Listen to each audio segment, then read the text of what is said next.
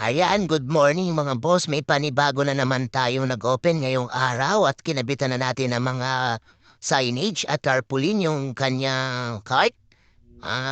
Kaluto ni Beth Carinderia. Ito na may mga lutong ulam. Siya naman na magbebenta ng mga pinaka-karinderya dito sa loob ng food hub. Kaya yung mga gusto na mga heavy food, eto na, kay karinderya na po kayo pumunta. Sa kanya po yung mga heavy food. Although may mga heavy food po, pero iba-iba naman mga putahe na po yung sa mga susunod na cart.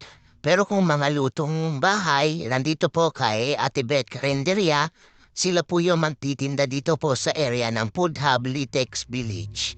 Ayan, talagang excited na rin sila magtinda. Kaya kahit wala pang signage kanina, nagtitinda na sila eh.